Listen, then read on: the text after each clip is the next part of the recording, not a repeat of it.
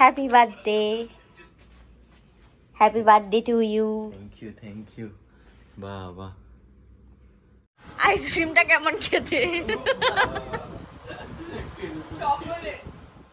হে everyone, কেমন আছে সবাই?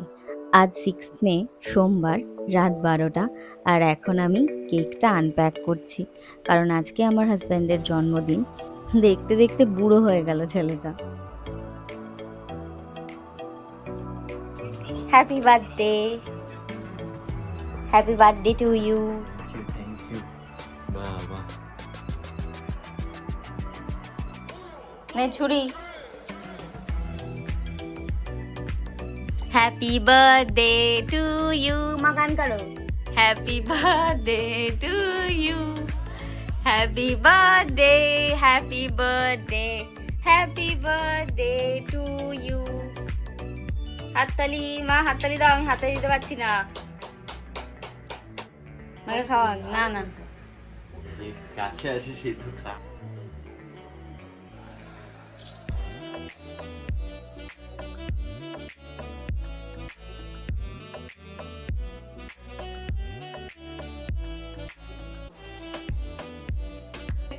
কেকটা টেস্টি, ভালো, খুব ভালো। Thanks to Shrinandi. মোমবাতি না নিভিয়ে কেক কেটে ফেলেছে, নিজেই হাততালি দিচ্ছে। গুড মর্নিং, শুভ সকাল সকলকে। গরম এত পড়েছে, দেখো গাছগুলোর পাতা কিভাবে শুকিয়ে গেছে। বড্ড গরম পড়েছে, একটু বৃষ্টি হওয়া দরকার। বলেছে আজকে বৃষ্টি হবে, দেখা যাক কখন বৃষ্টি হয়, সেই অপেক্ষাতেই পুরো কলকাতাবাসী রয়েছে। আমি গাছগুলোতে বরং একটু জল দিয়ে দিই। আজ একটু ইচ্ছে আছে আমি আর তপু একটু দুপুরবেলা বেরোবো, বাইরে খেয়ে আসি যাই। কারণ মা যাবে না, মা ছেলের জন্য অনেক তরিজুত করে রান্না বান্না করছে। সন্ধেবেলা বাচ্চাগুলো এখানে খাবে। ওই দেখো আমাদের জানলা দিয়ে শিব মন্দিরটা দেখা যায়। শিব ঠাকুরটাকে তোমরা বুঝতে পারছো কিনা জানি না। ওনার এখন আশীর্বাদ হবে, তাই জন্য প্লেট সাজাচ্ছি, 5 রকম মিষ্টি আর পায়েস। মা এখন আশীর্বাদ করবে। প্লেটটা একটু ফুল দিয়ে সাজিয়ে তার উপরে 5টা মিষ্টি রেখেছি, তাতে দেখতেও ভালো লাগছে। এইভাবেই যেন প্রত্যেক বছর ওর জন্মদিন আমরা এভাবেই সেলিব্রেট করতে পারি। ও ভালো থাকুক এই কামনাই করি।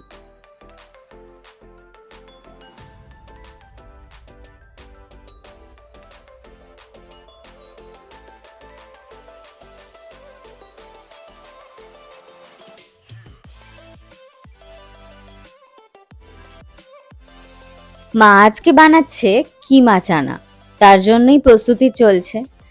মাই একা হাতে সব কিছু করছে, তার সহকারী রয়েছে। সহকারীকেও তোমাদেরকে দেখাবো, উনি বিশেষ ক্যামেরার সামনে আসতে চান না। আমি শুধু এই কিমাগুলোকে একটু ম্যারিনেট করে রেখেছি, আমাকে যা বলা হয়েছে তাই করেছি, বিশেষ হেল্প তো করতে পারি না। টক দই, পেঁয়াজ, রসুন, আদা আর একটু লঙ্কা, টমেটো এসব কিছু পেস্ট করে আমি ওইটাকে ম্যারিনেট করে রেখেছি। আর মা এদিকে 2টো প্রেসার কুকারে ভাগ করে চানাটাকে সিদ্ধ করে নিচ্ছে, তার কারণ একবারে তো একটা প্রেসার কুকারে হবে না। আচ্ছা, এই যে পিসিও এসে গেছে, এবার আমার ছুটি, আমি ওইদিকে যাই, পিসি এবার মাকে হেল্প করে দেবে। এই দেখো, এই সুন্দর জিনিসটা কে দিয়েছে বলো তো? আশা করি তোমরা সবাই গেস করতে পারছো, যারা যারা আমার চ্যানেল ফলো করো। এটা আমাকে দিয়েছে কৃষ্ণাদি। ওই আমার বাগানটা সুন্দর করে সাজিয়ে নেওয়ার দায়িত্ব নিয়েছে, তাই জন্য থ্যাঙ্কস টু হার। আবার কিচেনে আমি একটু উকি দিলাম, দেখি ওরা কি করছে। ভালোই হবে বলো।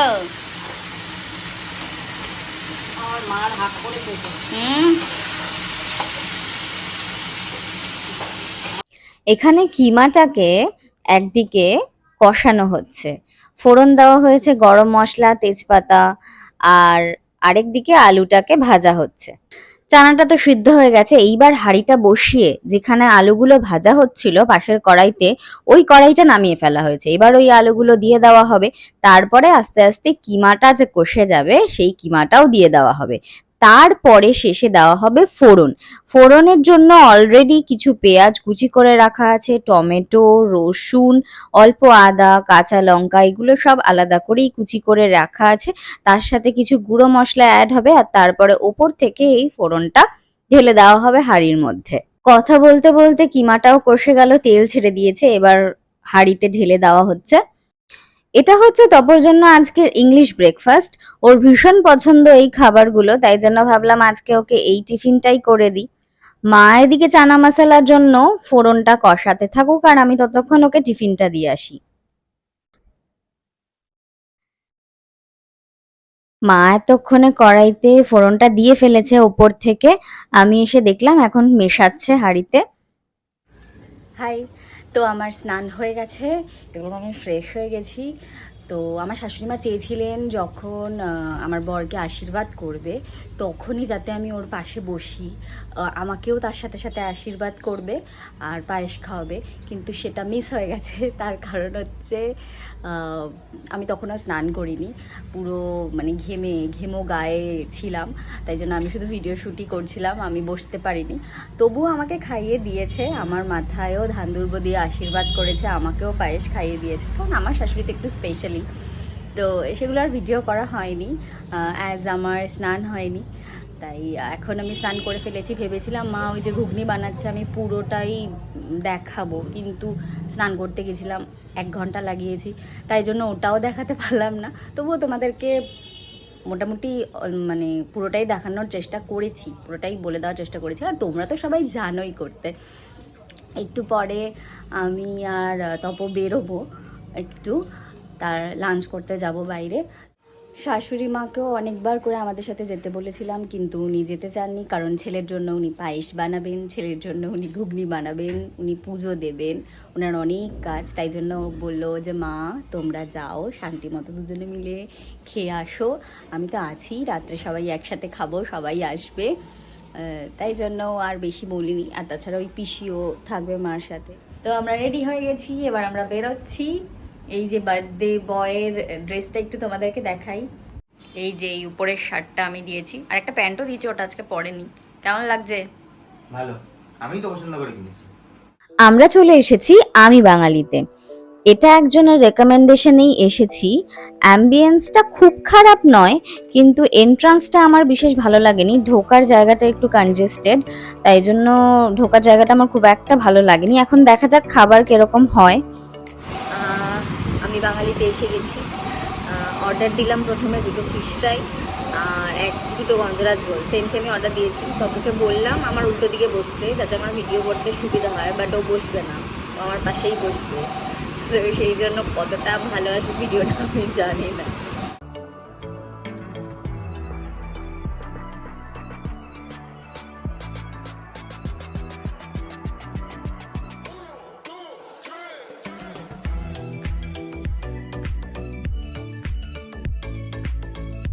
আমাদেরও খাওয়া হয়ে গেল, এবার মার জন্য আমরা একটু খাবার প্যাক করে নিয়ে যাচ্ছি। ঘুরে বাড়িতে চলেও আসলাম খেয়ে। আমি কোনো ফুড ব্লগার নই, সেজন্য খুব বেশি কিছু বলতে পারবো না। ওই আমি বাঙালি রেস্টুরেন্টের প্রতি খুব বেশি আলোকপাত করতে পারবো না। স্টিল এটুকু বলতে পারি যে কিছু কিছু ডিশ ভালো, যেমন কচু পাতা ভাপা চিংড়ি, ওটা ভালো, আর ডাল যেমন ভালো, কিন্তু সব ডিশ অতটা ভালো না। আমি একজনের রেকমেন্ডেই গেছিলাম, তো এবার আর যাবো না নেক্সট টাইম, এটাই হচ্ছে কথা। আমারই কিছু লাগেনি। এবার ঘরের ভীষণই উল্টোপাল্টা দশা, সন্ধেবেলার আগে সব একদম পরিষ্কার করতে হবে, সেই কাজে লেগে পড়ি।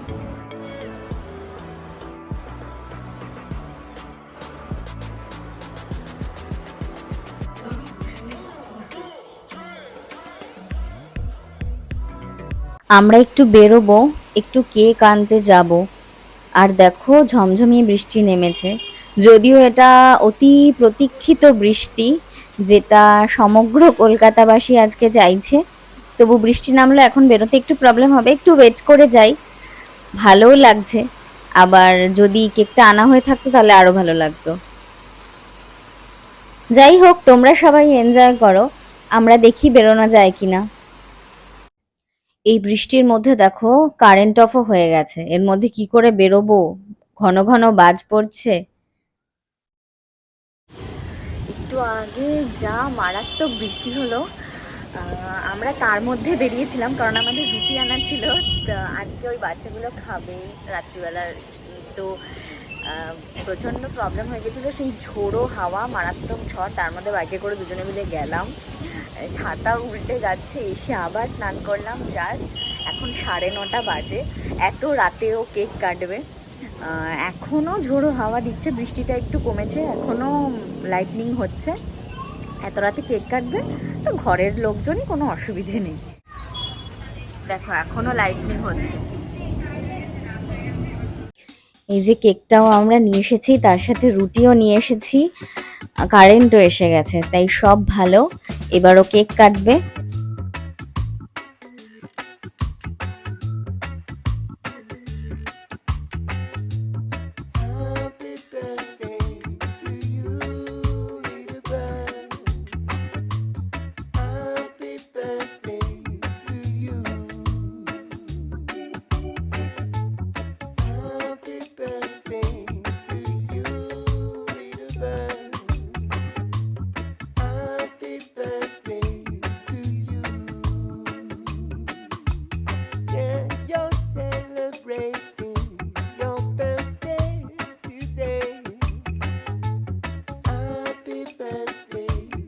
বান্টি কি সুন্দর একটা গিফট নিয়ে এসেছে তপর জন্য, কিন্তু ও সবার শেষে এসেছে, কেক কাটা হয়ে গেল, ও মিস করে গেল।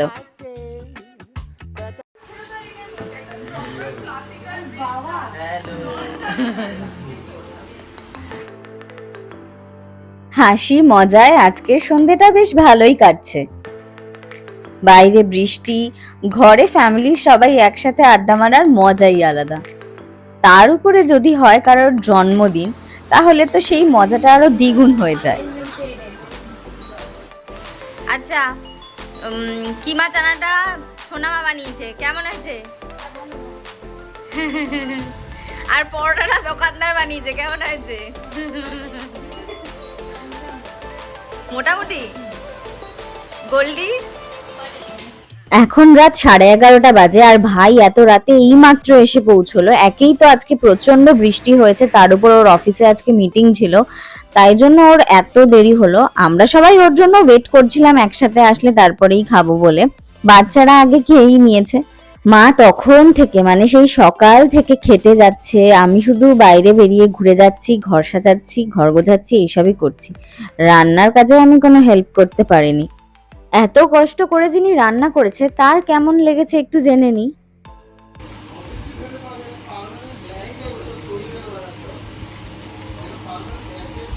কেমন বানিয়েছো? মোটামুটি মোটামুটি ভালো হয়নি? হয়েছে মোটামুটি। আচ্ছা ঘুগনিটা কেমন আছে বললে না তো? ভালো হয়েছে ঘুগনি, পাস করে গেল ঘুগনি, ভালো হয়েছে। আচ্ছা তোরা বল, আইসক্রিমটা কেমন খেতে? আর ঘুগনি কেমন খেয়েছিস, মানে ওই চানা কেমন খেয়েছিস?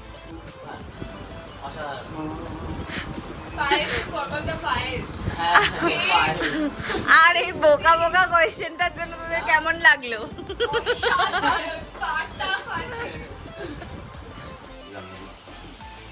আবার বল। হ্যাঁ আবার বল। জন্মদিন আমার খুব ভালো কেটেছে। যাক, জন্মদিনটা তাহলে ভালোই কাটলো। তপকে দিয়ে জোর করে আমি বলিয়েও নিয়েছি যে তোর জন্মদিনটা ভালো কেটেছে, বল। ও বলেও দিয়েছে, কিন্তু আশা করি জন্মদিন বলে না, আজকের সন্ধেটা সকলের ভালো কেটেছে। কারণ এত গরমের পর স্বস্তির বৃষ্টিটা সকলেই চেয়েছিল। তাই তোমাদের সাথে আবারও সেই দেবাদিদেব মহাদেবকে শেয়ার করে নিলাম। আর রাত সবার ভালো কাটুক, সকলে শান্তিতে ঘুমো। আবার দেখা হবে পরের ব্লগে বা পরের ভিডিওতে।